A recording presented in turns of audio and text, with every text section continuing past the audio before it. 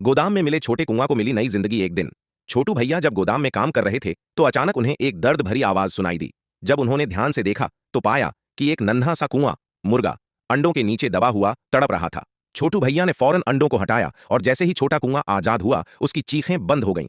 छोटू भैया ने उसे उठाया और उसकी मासूमियत देखकर उनके दिल में प्यार उमड़ पड़ा। उन्हें लगा कि यह कोई इत्तेफाक नहीं बल्कि किस्मत का इशारा है। उन्होंने तय किया, छोटू भैया को कोई और रास्ता नहीं सूझा तो उन्होंने खुद अपने हाथों से उसे खाना सिखाना शुरू किया।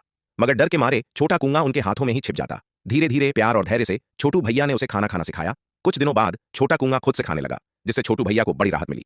प्यार भरी दोस्ती की शुरुआत जैसे जैसे दिन बीतते गए छोटा कुआं और भी चंचल हो गया। अब वह छोटू भैया के इशारे पर दौड़कर उनकी हथेली में आ जाता। उनके लिए यही हाथ अब सबसे ज्यादा सुरक्षित और प्यारा स्थान बन गया था। वह हर वक्त उनके साथ रहने लगा, उनके पीछे पीछे घूमता, उनके मोबाइल स्क्रीन को चोंच से छूकर देखने की कोशिश करता और थककर उनकी गोद में सो जाता।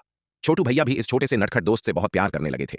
कभी कभी वे उसे नए नए कपड़े पहनाते, लेकिन छोटा कुआं कपड़े पहनने में ज्यादा खुश नहीं रहता था।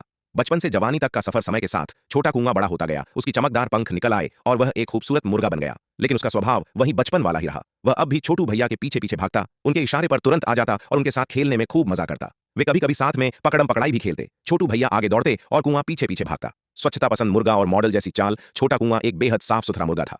छोटू भैया उसे नहलाते और प्यार से उसका ध्यान रखते। नहाने के बाद वे उसे अच्छे से पोंछते और फिर कभी कभी उसे सुंदर कपड़े भी पहनाते। कपड़े पहनते ही कुआं किसी मॉडल की तरह अकड़ कर चलता, जैसे कोई शाही मुर्गा हो। छोटू भैया उसे अपने साथ घुमाने भी ले जाते, मगर आलसी कुआं कभी कभी बैग में छिपकर दुनिया को ताकता रहता। उसे बाहर की दुनिया से ज्यादा अपने मालिक का साथ पसंद था। जहां भी छोटू भैया रहते वहीं कुआं को सबसे ज्यादा सुरक्षा महसूस होती थी। जन्मदिन की खास यादें देखते ही देखते कुआं का पहला जन्मदिन आ गया। छोटू भैया ने उसके लिए एक खास केक लाया, जिसे देखकर कुआं खुशी से फुदकने लगा। उसने प्यार से केक को चोंच मारी और फिर भैया के लाए खिलौनों से खेलने लगा। उसे अपने मालिक के साथ वक्त बिताना सबसे ज्यादा पसंद था। उसके लिए छोटू भैया सिर्फ मालिक नहीं बल्कि परिवार जैसे थे। इसी तरह छोटू भैया ने भी अपने प्यारे दोस्त को दिल से अपनाया और उसकी देखभाल में कोई कमी नहीं छोड़ी। दोनों की यह अनोखी दोस्ती एक खूबसूरत कहानी बन गई, प्यार, देखभाल और भरोसे की एक मिसाल। जो माता पिता की इज्जत करते हैं वो कमेंट करें, रिस्पेक्ट फॉर पेरेंट्स, और जो सच्चे दोस्त पसंद करते हैं वो चैनल को सब्सक्राइब करें।